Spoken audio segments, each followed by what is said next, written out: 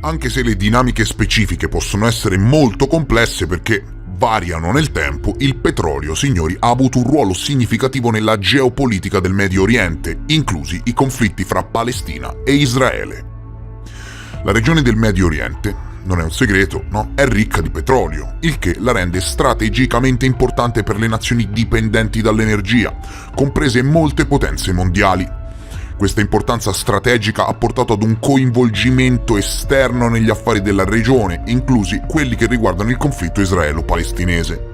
Le politiche estere di paesi come gli Stati Uniti, la Russia e le nazioni europee sono state influenzate dalla necessità di mantenere l'accesso al petrolio, il che a sua volta ha influenzato il loro sostegno e le loro politiche nei confronti di Israele o della Palestina.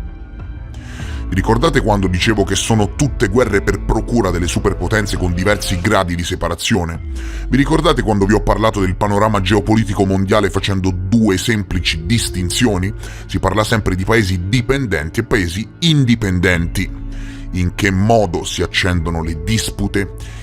E cosa stanno combinando i giganti energetici? Ti consiglio vivamente di seguire fino alla fine. In che modo contribuiscono alla destabilizzazione del Medio Oriente?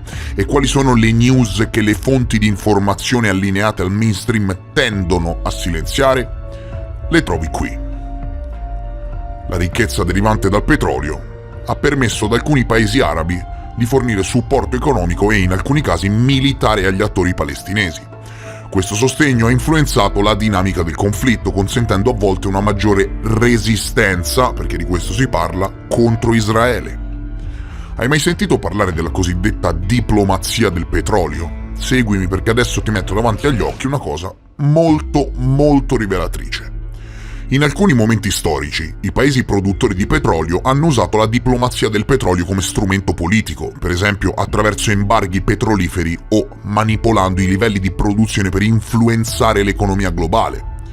Queste azioni sono state talvolta intraprese in risposta ad eventi o politiche relative al conflitto israelo-palestinese. Aprire o chiudere i rubinetti. Anche se Israele non è noto come un grande produttore di petrolio, la regione ha molte altre risorse energetiche importanti come il gas naturale, la cui scoperta ha portato a nuove dinamiche regionali, ok?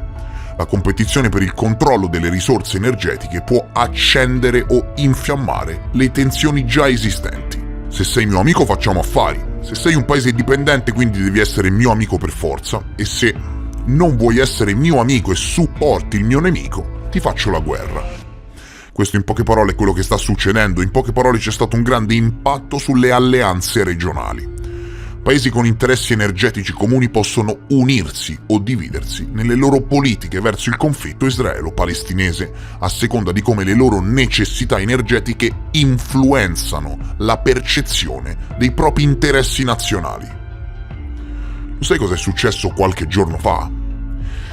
Israele ha concesso la licenza all'Eni, il colosso energetico, per saccheggiare il gas offshore nell'area marittima della Palestina. Come se non bastasse il gas, il ministro dell'energia israeliano ha concesso ad Eni e ad altre due compagnie di saccheggiare il petrolio palestinese. Ora, due domandine me le faccio, non trovi? Ma voglio spiegarvi tutto il contesto anche perché Eni è stato il principale partner di Sanremo, dove, guarda che caso, ci sono state notevoli diatribe politiche quando le persone si sono unite nei confronti dei diritti umani. Allora, è molto semplice. Eni sta facendo affari con Israele e insieme stanno saccheggiando gas e petrolio palestinese. Eni è stato il principale sponsor del festival, dove guarda caso sono state molto criticate prese di posizione contro Israele.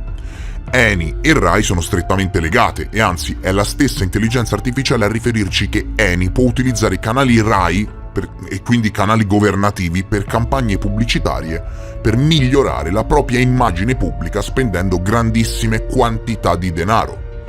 È forse un caso quindi che appena gli artisti si sono espressi contro al genocidio, l'amministratore delegato Rai ha obbligato la Venier a leggere un comunicato pubblico dove esponevano la propria vicinanza a Israele?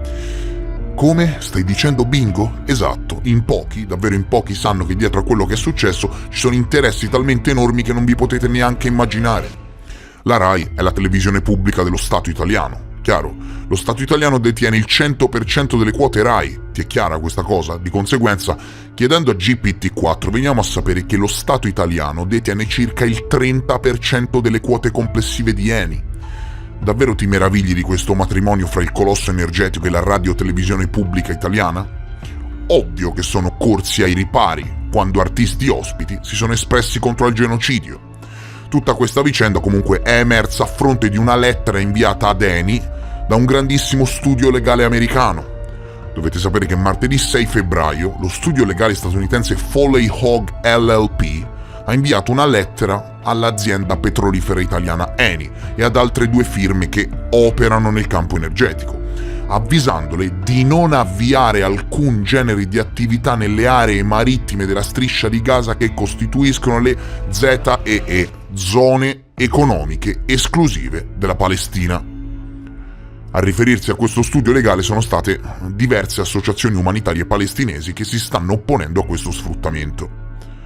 Il 29 ottobre 2023, signori, il Ministero dell'Energia di Israele ha rilasciato 6 licenze per l'esplorazione e lo sfruttamento delle acque a largo della striscia di Gaza, che includono il 62% di zone esclusive economiche della Palestina. Eni, in poche parole, sta operando in zone economiche esclusive della Palestina utilizzando licenze concesse illegalmente da Israele. Chiaro? Ti è chiaro? Questo è quello che sta succedendo, con tutto ciò che poi ne consegue, no? E guarda caso il governo israeliano ha annunciato la concessione di queste licenze di esplorazione 3 settimane dopo l'inizio del conflitto. Era già tutto pronto dal 2022 e non vedevano l'ora, e infatti le concessioni sono state riconosciute in seguito alla 4ª fase di offerte offshore lanciate dal Ministero dell'Energia e delle Infrastrutture israeliano nel dicembre 2022. E state guardando il sito ufficiale, ergo pianificano tutto da 2 anni. L'invasione nelle zone marittime palestinesi per lo sfruttamento di gas e petrolio all'interno di zone economiche esclusive della Palestina. Ma aspetta, perché mica è finita qui. Il giornale L'Indipendente ci riferisce che le zone H ed E, riportate qui sul sito ufficiale israeliano nel 2022, che pianificavano questa mossa, no? Le concessioni offshore, sono zone economiche esclusive palestinesi, non per il 62%, ma per il 73,9%, capisci? Cioè sei in Palestina praticamente. Non è che è stato fatto tutto per aumentare l'influenza energetica di Israele in Medio Oriente, accaparrandosi pure le risorse palestinesi? E a chi torna comodo tutto questo? Le associazioni umanitarie hanno rilasciato il proprio comunicato congiunto giovedì 8 febbraio e in esso denunciano le licenze illegali di esplorazione di gas a largo della costa di Gaza, chiedendo di revocare le gare che violano il diritto internazionale. In tutto questo sono implicati colossi energetici, governi e multinazionali. A fine video condivido tutti i link ai siti ufficiali sul mio canale Telegram, compreso questo articolo. Ma voglio leggere un'altra cosa secondo me fondamentale. L'avvocato ci ha tenuto a sottolineare che ogni tentativo di esplorare e sfruttare le risorse naturali reclamate dalla Palestina rischia di violare la legge umanitaria internazionale, inclusa la legge sull'occupazione. Praticamente, signori, io sto semplicemente riportando una causa legale pubblica intentata da diverse associazioni umanitarie nei confronti del governo di Israele e dei colossi energetici che ci collaborano. Niente di più, tutte le fonti sono disponibili online. E per farvela semplice, stanno sfruttando illegalmente le risorse energetiche palestinesi. E che lo stanno facendo illegalmente, siccome doso le parole, non lo dico io, ma lo dice la legge umanitaria internazionale. È come se domani la Francia firma un contratto con un colosso energetico e gli dice sì, ok, ti do il permesso di trivellare in Spagna. Cioè, capisci, no? Che c'è qualcosa che non va, no? Mi interrompo un secondo per chiederti, nel caso tu fossi arrivato a questo punto del video, di aiutarmi a spingerlo nell'algoritmo di YouTube con un semplice like. Se sei qui e stai apprezzando, ti chiedo per favore, davvero per favore, di aiutarmi con un like. Grazie. Dietro, signori, ci sono interessi multimiliardari, politica estera, potere, appalti, infrastrutture, presidenze in ballo, consensi, media e opinione pubblica. Ecco perché al Festival di Sanremo ha dato noia che gli artisti si esprimessero a favore dei diritti umani in Palestina, semplicemente perché il maggior sponsor del festival sta facendo affari con il governo di Israele e mantenere buoni rapporti con l'ambasciata è fondamentale. Ecco perché la RAI ha espresso la propria vicinanza a Israele. Tutti i nodi vengono al pettine e ormai con la potenza di internet non vi potete più nascondere. Grazie allo studio legale americano Foley Hogg LLP, che ha accettato a cuor leggero di prendere in carico la causa richiesta dalle associazioni umanitarie palestinesi, è venuto fuori tutto questo schifo e ripeto, a scanso di equivoci, che io sto semplicemente riportando informazioni che sono già di dominio pubblico. Se queste informazioni che riporto sul mio canale danno fastidio a qualcuno, beh, non è un problema mio. Lo sai che mentre la RAI esprime la sua vicinanza a Israele, lo stesso governo è in questo momento sotto accusa ufficialmente, potete consultare le fonti, per aver violato la Convenzione internazionale sul genocidio e che la Corte dell'Aia detiene la giurisdizione per investigare e perseguire ogni individuo che trova responsabile di aver commesso crimini di guerra, incluso il saccheggio? Quindi io, da umile Omega Click di quartiere, consiglio a Leni di tirarsene fuori, perché se la Corte dell'Aia condanna per crimini di guerra Israele, ci finite di mezzo anche voi, perché nelle note si legge che verrà condannato anche il saccheggio, capito? Cervelli di gallina. La Corte internazionale di giustizia non archivia, non decade l'accusa a Israele di genocidio, capito? Non decade. Attualmente sono accusati e indagati dalla Corte internazionale di giustizia, imposte misure di prevenzione a Gaza, il Sudafrica ha aperto il caso all'Aia contro Israele. E di fronte a tutto questo, se grandissimi network televisivi si esprimono a favore di Israele, devi assolutamente farti delle domande, ma assolutamente. E penso che la destabilizzazione energetica sulla quale ho indagato possa davvero darti tantissimi spunti di riflessione e ti invito poi ad approfondire. La Corte internazionale di giustizia, che ha annunciato l'ammissibilità della causa intentata dal Sudafrica, ha confermato che esistono prove sufficienti per valutare l'accusa di genocidio nei confronti di Tel Aviv. Dimmi, ti serve altro? Dai, fai vedere questo video a qualsiasi scettico e voglio sapere se ti serve altro. Lo sfruttamento delle risorse energetiche in Medio Oriente da parte delle potenze occidentali ha una lunga storia che risale all'inizio del XX secolo e continua a influenzare le relazioni internazionali, la geopolitica e i conflitti nella regione fino ai giorni nostri.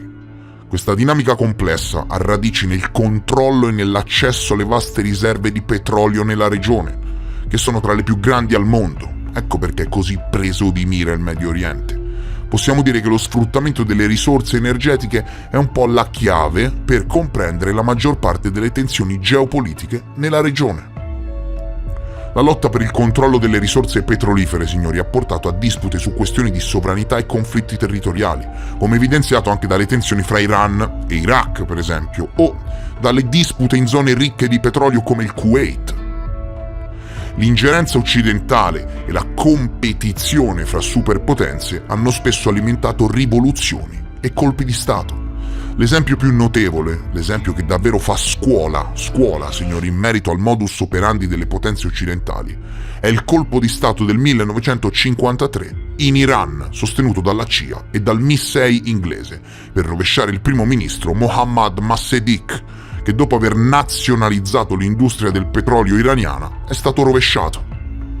Hanno fiutato che stava nazionalizzando l'industria petrolifera e sono riusciti addirittura a rovesciare un governo. Poi parlano di democrazia. Io vorrei davvero che rifletteste su questo e provaste ad applicare determinati modelli alla situazione geopolitica attuale. Julian Assange ha detto che è impossibile correggere gli abusi se non sappiamo di averli davanti, che il coraggio è contagioso e che in Italia, aprite le orecchie, ha detto Julian Assange che in Italia i grandi giornali e le grandi emittenti televisive non parlano delle storie di corruzione, soprattutto se riguardano le grandi compagnie. E con questa, cari signori, vi saluto. Mi raccomando, se hai apprezzato questo video fammelo capire con un semplice like e se sei nuovo e ti interessano i temi che affronto, iscriviti al canale. Io vi invito davvero ad approfondire e vi rimando come sempre al prossimo episodio. Adieu!